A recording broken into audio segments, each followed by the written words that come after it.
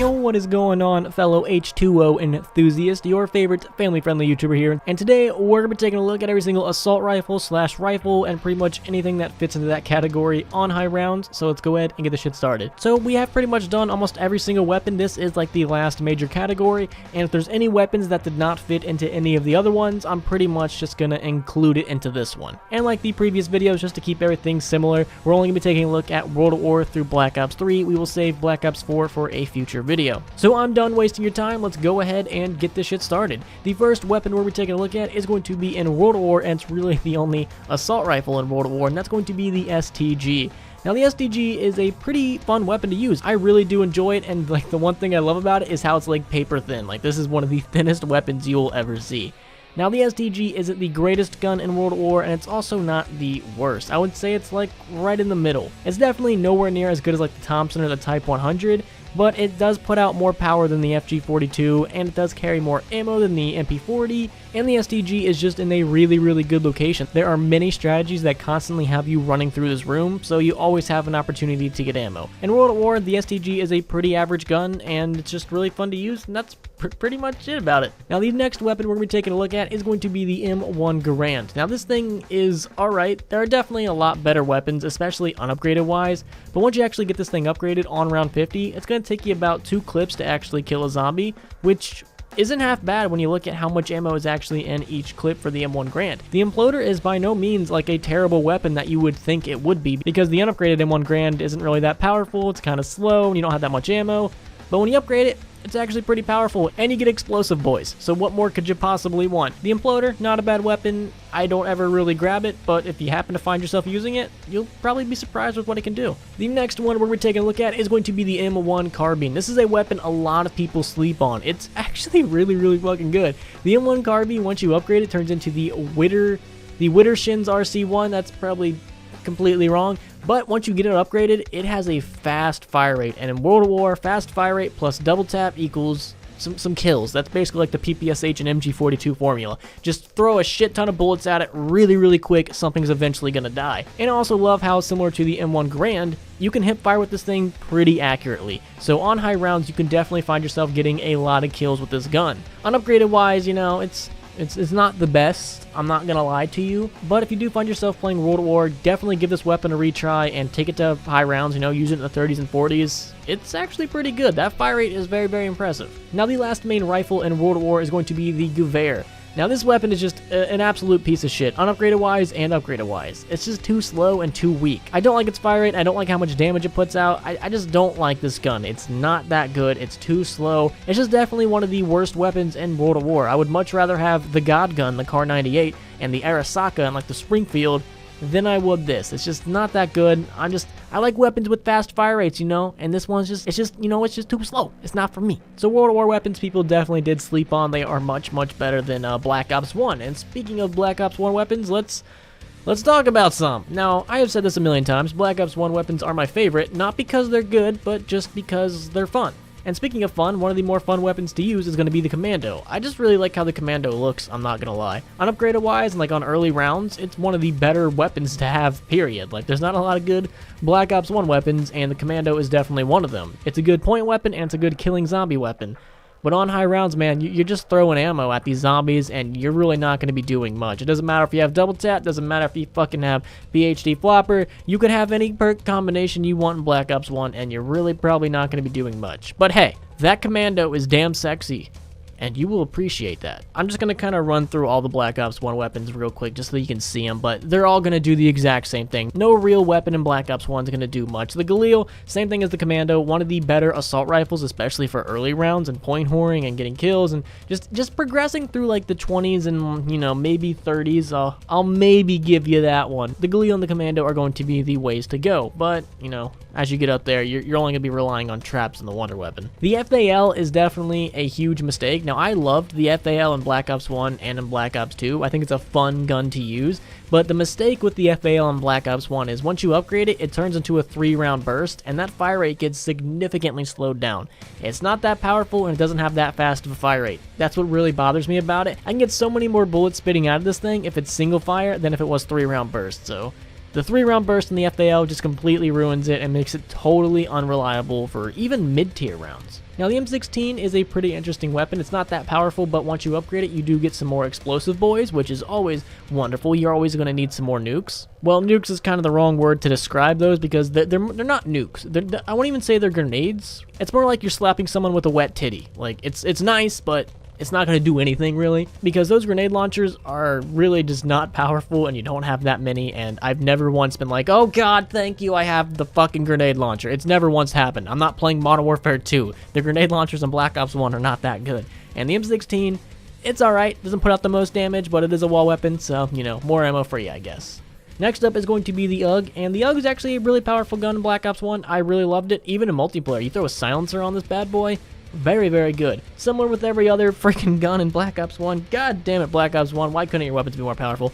It's not going to do jack shit on high round. I would put it on the same level as the Commando and the Galil. And even once you upgrade this thing, you get a shotgun with it. Well, you get the shotgun attachment, I should say. But that's completely fucking useless. Very, very weak. Literally, probably weaker than the Olympia. Probably a wet titty might do more damage than this shotgun. Like, it's just not going to do anything. It's completely useless. What Treyarch should have done, since they're going to make it so underpowered, is just give you a shit ton of ammo for it. That would have made up for it. But, you know, what the fuck do I know? Next up is going to be the Famas, one of the most fucking used weapons in multiplayer. If you were not running around with the Famas in Black Ops 1 multiplayer, you were probably gonna die. Like 99, everyone ran the Famas. It was like the most used weapon in Black Ops 1 multiplayer because it was so goddamn overpowered. And it's actually not too bad in zombies. My only complaint is the ammo. You're gonna run through ammo way too fast because it's got a really fast fire rate, especially once you get double tap. Ammo is like just gone. Like the second you pick it up, you might as well just trade it back because you're gonna run through ammo so fucking fast. Which is a real shame because it's actually a pretty decent gun, and whenever I get it, I feel pretty, you know, safe and secure. I'm like in the Famas's big, strong, muscly arms. I'm buried in its chest. Like, it's a pretty good savey weapon, I'm not gonna lie. But like, if you're going for numbers, if you're trying to kill a lot of zombies, it's not really too good at that. It can kill a couple zombies very quick, and then you're gonna be out of ammo, but it's not too good at like getting a large number of kills. Next up is the M14. A lot of people might say this is a sniper, but Black Ops 1 classifies it as an assault rifle or a rifle or whatever they want to classify it as, so that is what is going to be put under. And in zombies, it's completely useless. I would much rather have the Olympia. I guess it's pretty good early rounds if you're trying to get points, but it's not good. Like, I wish they would make the starting room weapons really good once you pack-a-punched them. It would give people more incentive to actually, you know, keep the starting room weapons, or at least get them if they're gonna turn out to be somewhat decent once you upgrade them. But the M14, like, it's alright, but it's definitely by no means the greatest. Like, I would much rather have the Olympia. The Olympia with the Dragon's Breath is pretty badass. And the last and final weapon is going to be the G11. Now, I remember in Black Ops 1, this was like the secret unlock gun in multiplayer. And in multiplayer, like, the first, like, month when people actually unlocked it, they would just use it because it was special. And then they all realized it was, you know, a piece of dog shit. And even in zombies, it's still a piece of doggy turd. Not really a fan of that scope that it comes with. I'm just not a fan of that whatsoever. Once you upgrade it, it's alright, but it's just goddamn, that scope really does bother me. It doesn't put out enough damage to really make up for the fact that that scope really fucking bothers me. Like, you guys don't understand how much I fucking hate that thing. And that's all Black Ops 1 weapons, you know. They're fun as hell to use, I will gladly give it that, but they're not that good. Now, I know there are some World of War weapons in Black Ops 1, but nothing really changes. Like, they don't all of a sudden become amazing or anything like that, so I'm not even going to worry about talking about them. Now, with Black Ops 2, there are some World of War and Black Ops 1 weapons, and we will be talking about those because of Double Tap 2.0. So let's go ahead and jump into Black Ops 2, starting off with one of the best, the AN-94. Very, very powerful WAW weapon. What more do you want? The AN-94 is a beast on early rounds and on high rounds, and I would definitely say one of the better assault rifles, like, out of everything in World of War, Black Ops 1, Black Ops 2, and Black Ops 3. And the one thing I really do like about the AN-94 is just how much ammo it carries. Even though it is a WAW weapon, it also carries 600 in stock and 50 in the magazine, which is pretty freaking good, especially since we're all coming off of, like, Black Ops 1 weapons, which barely carried anything. Getting this with the AN-94 was a pleasant surprise. Up next is going to be the M8A1, and I really like this weapon in multiplayer. I thought it was pretty fun. I never really, like, used it a lot. Like, if I was just trying to fuck around, I would probably find myself using this. But if I was actually trying, I never really used it, and similar in zombies, I don't like the 4-round burst. Like, it's a fun gimmick, it's pretty fun to use, but if you want to kill zombies, I'm just not a fan of it, man. It would never appealed to me. It was alright, like it wasn't the worst weapon to ever exist. Any really burst weapon in zombies, they're fun to use, they just don't, do the job. Like burst weapons in zombies, they're just not for me, man. And this weapon's ammo size is, it's alright. It's more like Black Ops 1 standards, but it gets a pass from me. The next weapon is the M27, one of the most overrated guns in history. It's not that good, guys. Like, on high rounds, it's just not that good. It falls off very, very fast. It doesn't really carry that much ammo.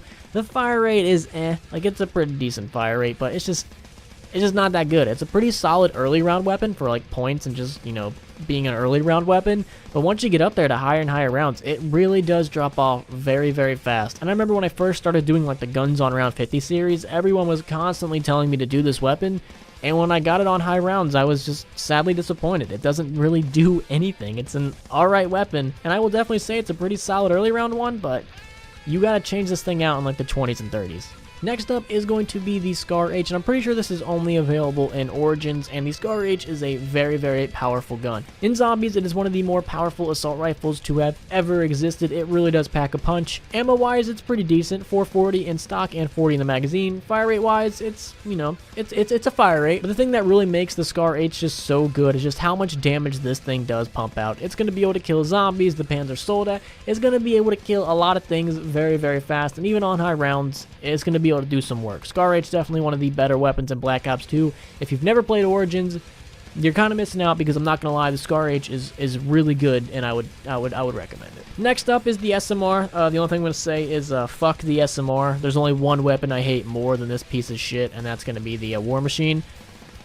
It's the fucking SMR. Need I say more? It's semi-automatic, and even then it has a select fire rate, which means it'll only fire so fast. So if you're trying to fire it, with your awesome trigger finger that pleases your lady, you're trying to fire it incredibly quick, it's only going to be able to go so fast. The gun will not fire as fast as you can pull the trigger.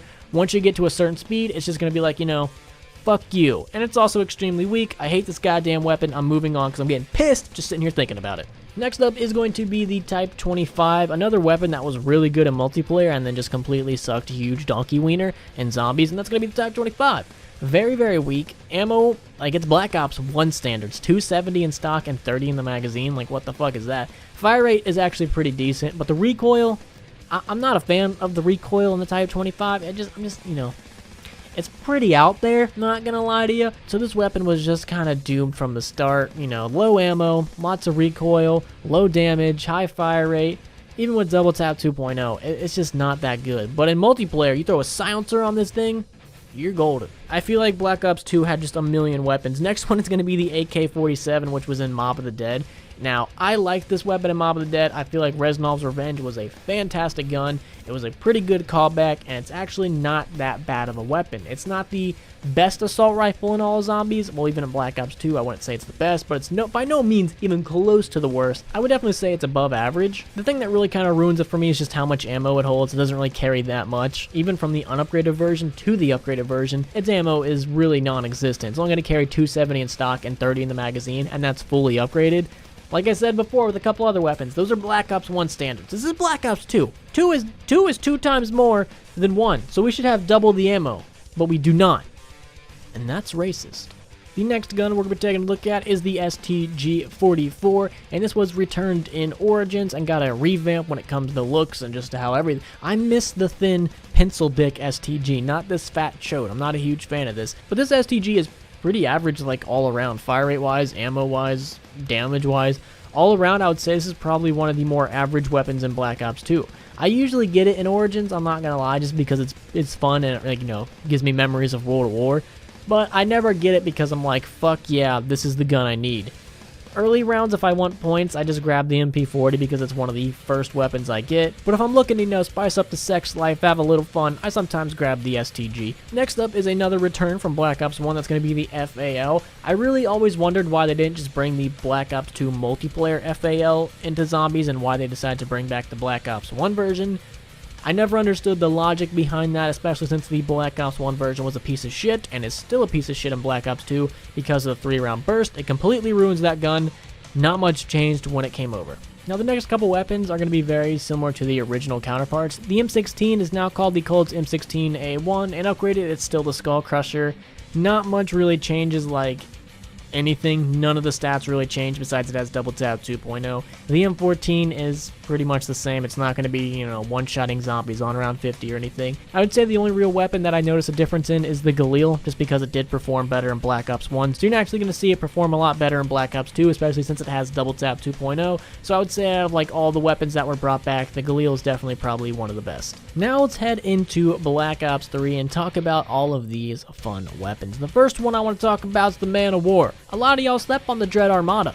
It's pretty good. It packs a punch. It reminds me a lot of the Scar H. It doesn't have like an insane fire rate. I'm pretty sure it carries the exact same amount of ammo that the Scar H carried, 440 in stock and 40 in the magazine.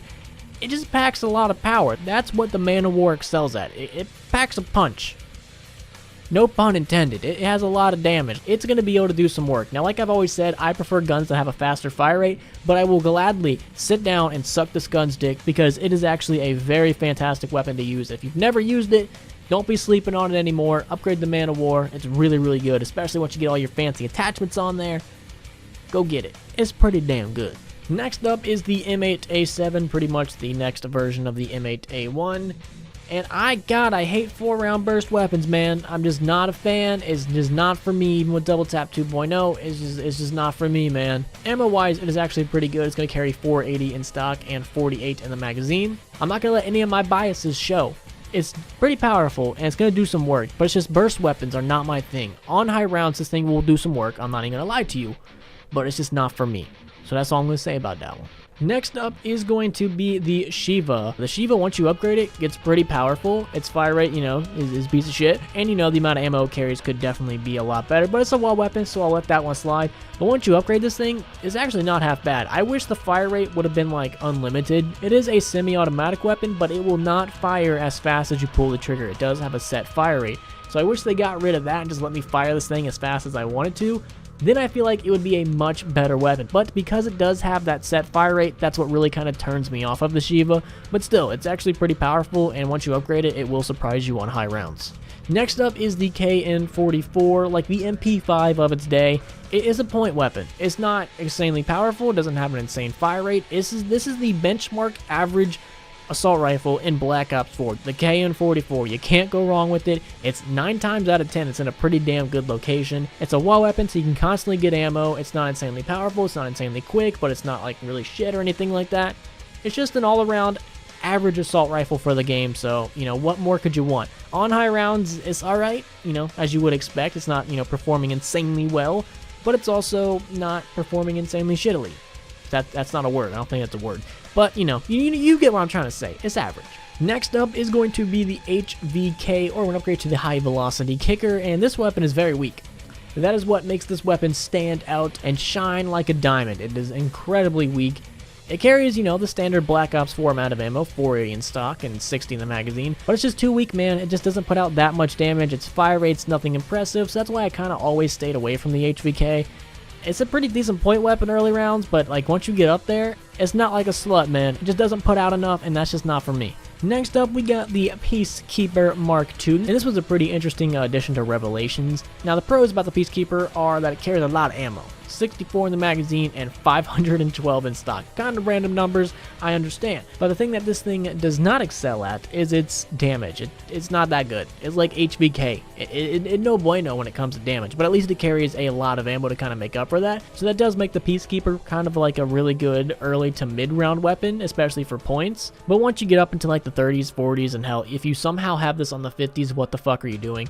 It's just not going to put out enough damage to really do anything significant, so you want to trade it out kind of earlier than, later. Next up is going to be the MX Garand, one of my personal favorite weapons in Black Ops 3, and I love the upgrade name, Ling's Ping Beast. God, I love the M1 Garand's ping. That is just so orgasmic. This weapon I wish was in all of the maps because, man, it's only in a select few. It's only in, like, what, Zetsuba, Gorod, Noct, Verrucht, and Shino Numa.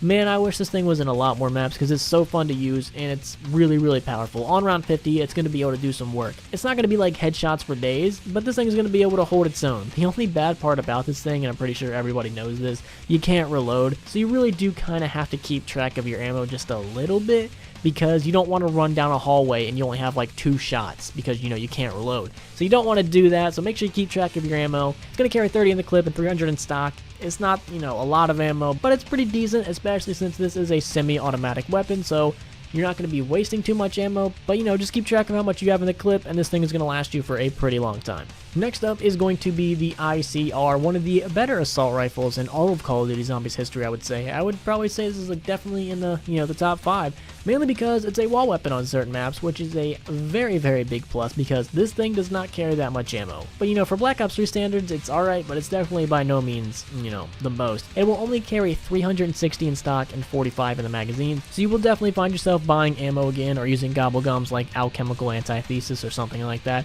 Damage-wise, it's not the most powerful, but it's pretty solid when it comes to damage. It's not like weak like the HVK, but it's not up there with like the Man of War. I think what really makes this thing stand out is like it's kind of an improved KN-44, if that makes any sense. The KN-44 is just like all around really good, but I feel like the ICR really kind of excels at just killing zombies, if that makes any sense whatsoever. On high rounds, this thing's still going to put in some work. Put all the attachments on this gun that you really like, and the ICR is going to last you, you know, up until like the 40s, maybe even 50s. Hell, maybe even 69.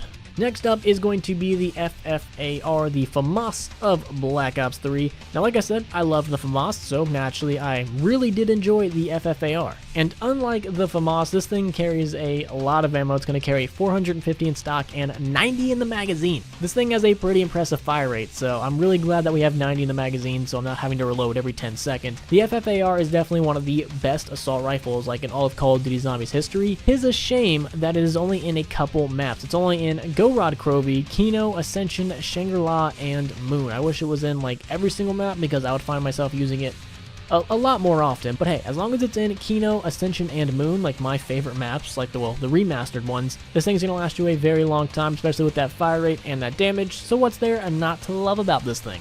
Now, the next couple weapons are going to be revamps. We're going to be taking a look at the STG first. The STG is in the revamped Origins, Nocturne, Toten, Verrucht, and Shino Numa. And it's going to be very, very reminiscent of the Black Ops 2 STG, but I do feel like this one is a lot better. I feel like it performs a lot better. I don't know if that's just, you know, my crazy tinfoil hat, but I really do think it performs a lot better than the Black Ops 2 and the World War, and hell, even the Black Ops 1 version. I don't know what it is. I just feel like this one was putting in a lot more work than the previous ones, so I think the STG in Black Ops 3 will last you a lot longer than the previous ones, and it'll take you to higher and higher rounds. Next up is going to be the M16, and god, I just hate how this M16 looks, man. Like, when this gun first came back in Black Ops 3, it looked really good because it was just an M16 with a playing card on it and a strap.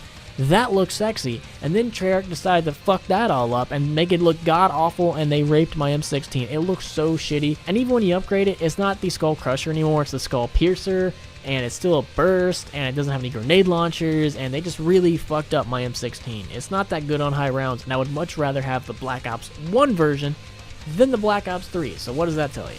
The next weapon they brought back is the Galil, which is going to perform pretty impressively in Black Ops 3 than its other two counterparts. Similar to the, you know, the other ones, they did kind of rape this one a little bit, I'm not gonna lie, but it's not as bad as the M16. It doesn't look as shitty with all the attachments and stuff. It definitely looks a lot better. The reflex side and the fast mags don't, you know, completely ruin it for me and actually make it look pretty decent. Now, this Galil will be available in Kino, Ascension, Shangri-La, and Moon. Now, like I said, this version of the Galil is really, really good, and it's going to last you for a very long time. It's got a lot of damage, low recoil, the ammo's pretty smexy. This version of the Galil is probably the best, but it's not my favorite. I love the Black Ops 1. I think it looks the best and sounds the best, but this one definitely does perform the best. Now, the last and final weapon we will be taking a look at is going to be the M14. Now, I know we kind of did this one in the snipers video, but I thought we already, you know, we have the Black Ops 1 and the Black Ops 2 version. We might as well have the Black Ops 3. Why the fuck not? This version of the M14 is not, you know, the Vietnam. It's not, you know, having Vietnam flashbacks. It's more of the modern M14, and it's going to be a million times better. This is one of the greatest weapons in Call of Duty Zombies history. That's not a Wonder Weapon or a Car 98, because as we all know, the Car 98's the greatest. Like, you know, even Wonder Weapons, it couldn't even match up to it. But this version of the M14 is incredible. It's very, very powerful. On round 50, it really doesn't seem like you're on that high of a round. It feels like you're on like round 30 or something. That's just how good this thing is. Now, you definitely do need Double Tap 2.0, but still, it's really fucking good. One of the best weapons I've ever seen, right up there with like the Rifty 9 and stuff like that. The M14 is a very good weapon. If you're playing Black Ops 3 and you want a weapon to take you to high rounds, like, and you can't get the Mark II or something, the M14, honestly, sometimes I'd rather take the M14 than the Mark II. That's just how good this thing is. Very, very good. One of the greatest weapons of all time.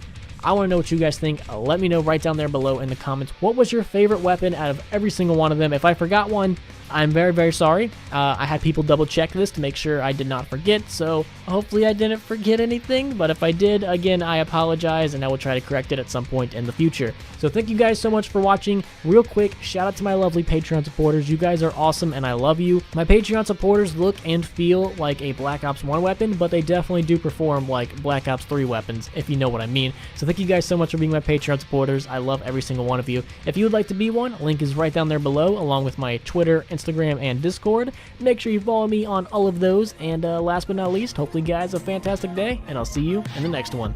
Peace.